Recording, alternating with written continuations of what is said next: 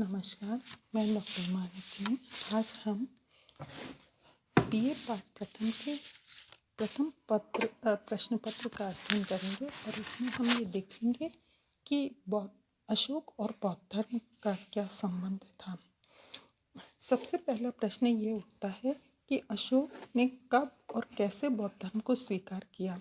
इस बारे में अभिलेखों और साहित्यिक ग्रंथों से अलग अलग विवरण मिलते हैं। साहित्यिक ग्रंथों में भी विभिन्न प्रकार के विभिन्न ग्रंथों में जो कथन दिए गए हैं उनमें पर्याप्त मतभेद है।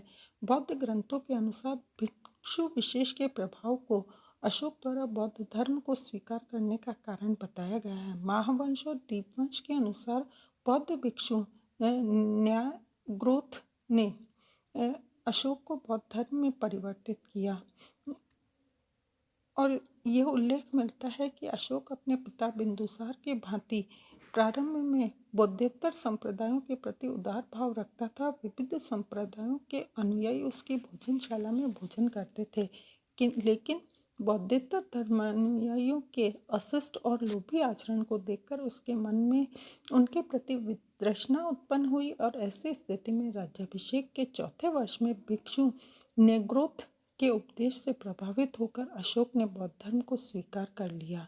दिव्यदान में दी गई एक कथा के अनुसार एक बार बाल पंडित नामक बौद्ध भिक्षु को अशोक द्वारा निर्मित नरक गृह में धधकती हुई भट्टी में डाल दिया गया, लेकिन लपकती हुई अग्नि ज्वालाओं का बाल पंडित के शरीर पर कोई प्रभाव नहीं पड़ा और वह बीच कमल पर बैठा हुआ दिखाई दिया। अशोक बाल पंडित की इस चमत्कारिक शक्ति को देखकर अभिभूत हो गया और बाल पंडित के उपदेश से प्रभावित होकर उसने बौद्ध धर्म स्वीकार कर लिया।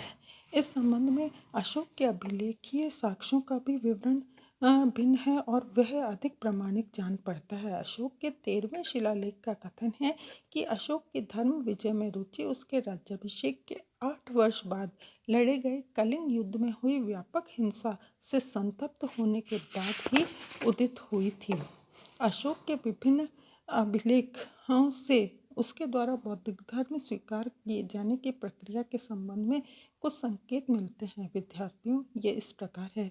कलिंग युद्ध में हुए भीषण रक्तपात से जनित आत्मग्लानि और मानसिक अनुसंताप के कारण अशोक का हृदय परिवर्तन हुआ और वह धम्म विजय को प्रेरित हुआ।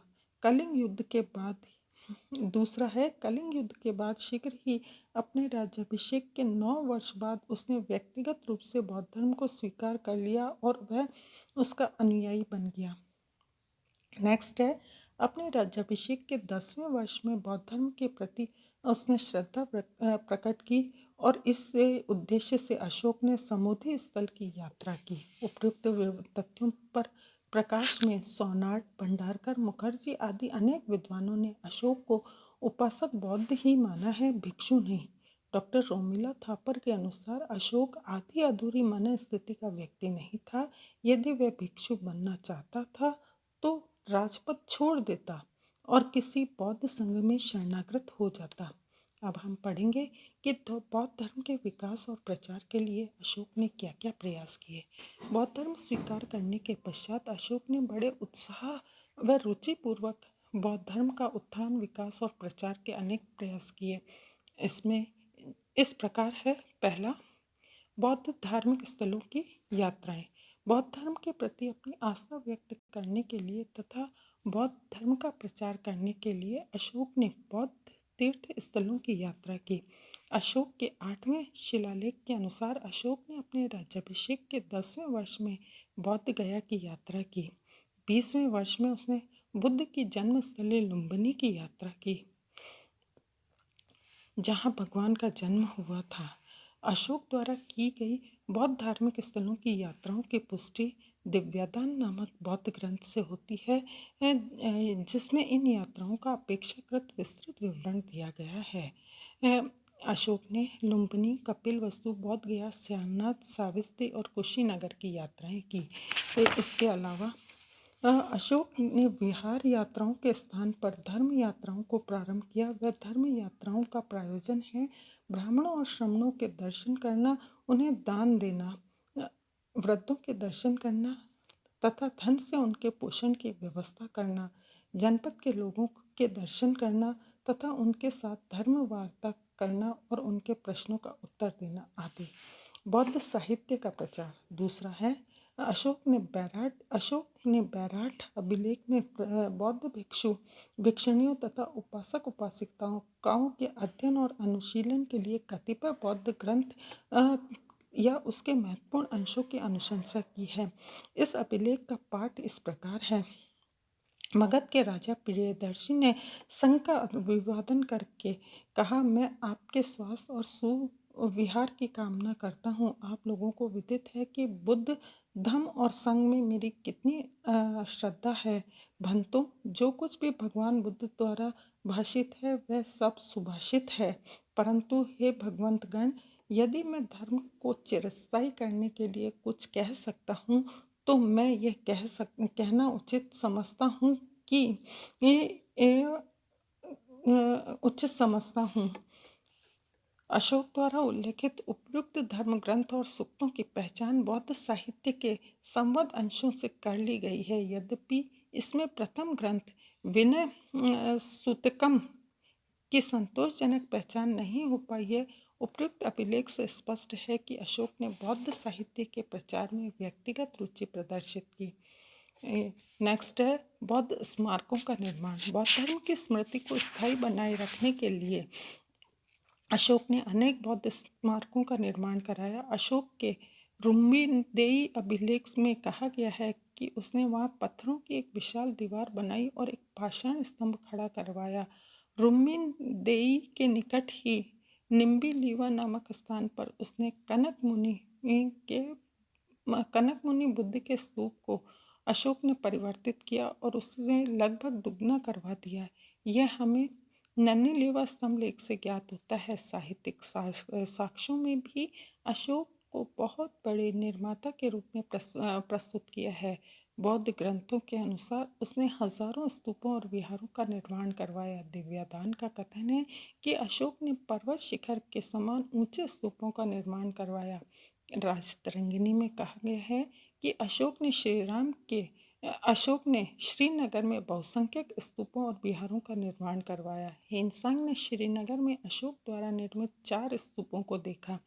फाहियान के अनुसार अशोक ने प्राचीन 8 स्तंभों को खुलवाकर उनके अवशेषों के ऊपर 84,000 स्तूप बनवाए। ये संख्या बहुत अतिशयोक्तिपूर्ण जान पड़ती है, लेकिन इससे अशोक के अत्यंत उत्साही बौद्ध निर्माता होने के संकेत तो मिलते हैं।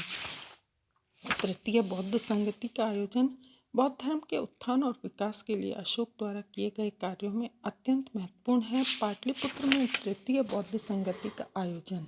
महावंश के अनुसार अशोक ने के राज्याभिषेक के 17वें वर्ष में किया। इस संगति की अध्यक्षता मोगलीपुत्र तिस ने की थी। यद्यपि कुछ बौद्ध ग्रंथों में उपगुप्त को इसका अध्यक्ष कहा गया है। संभव है कि मोगलीपुत्र तिस एवं उपगुप्त एक ही व्यक्ति के नाम है। तृतीय बौद्ध संगति का उद्देश्य था बौद्ध धर्म के सही और प्रामाणिक सिद्धांतों की पहचान की जाए।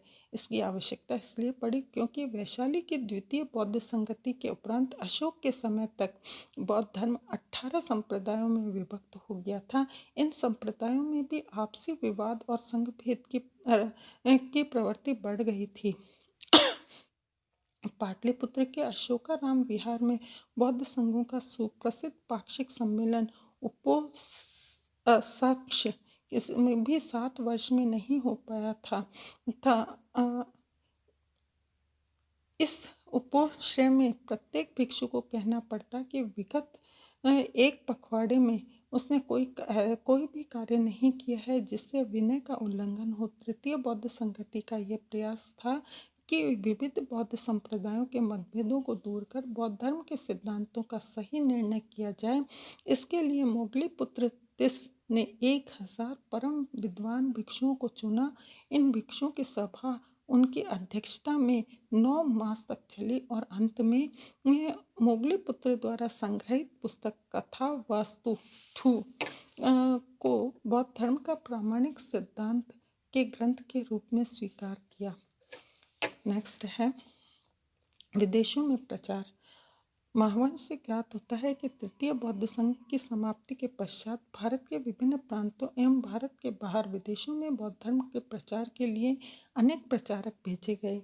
इन प्रचारकों और प्रचार क्षेत्रों का नाम इस प्रकार है: मंजिम हिमालय क्षेत्र, मंजिमतिका कश्मीर और गंधार का क्षेत्र, धर्म रक्षित पश्चिमी भारत का क्षेत्र, महाधर्म रक्षित महाराष्ट्र का क्षेत्र, महादेव महिष मंडल या मैसूर का क्षेत्र, रक्षित यानी उत्तरी कनारा का क्षेत्र, महारक्षित यानी यवन देश, सोन और उत्तरा यानी सुवर्ण भूमि, महेंद्र और संघमित्रा यानी लंका द्वीप।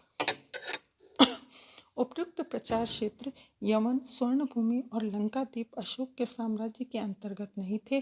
धर्म प्रचारकों की ये सूची मामूली परिवर्तन के साथ दीपवंश और समांत पासादिका में भी मिलती है। सांची स्तूप से प्राप्त एक अवशेष मंजूषा पर भी 10 धर्म प्रचारकों के नाम खुदे हैं। इनमें से उनके नाम उपयुक्त सूची से मिलते जुलते हैं। महावंश के अनुसार अशोक ने अपने पुत्र महेंद्र और पुत्री संघमित्रा को बौद्ध धर्म के प्रचार और प्रसार के लिए लंका भेजा था और वहाँ के राजा तथा 40,000 नागरिकों को बौद्ध बनाया था। इस प्रकार बौद्ध धर्म के विकास और प्रचार में अशोक का अत्यंत महत्वपूर्ण योगदान है।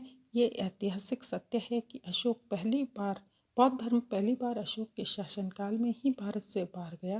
डॉक्टर राजबली पांडे के शब्दों में इसका परिणाम यह हुआ कि बौद्ध धर्म एशिया तथा विश्व की सभ्यता में एक बड़ी शक्ति के रूप में विकसित हुआ। वास्तव में बिना किसी राजनीतिक आर्थिक स्वार्थ के धर्म प्रचार का ये पहला उदाहरण था और इसका दूसरा उदाहरण इतिहास में अभी तक उपलब्ध नहीं है। इति नमस्कार।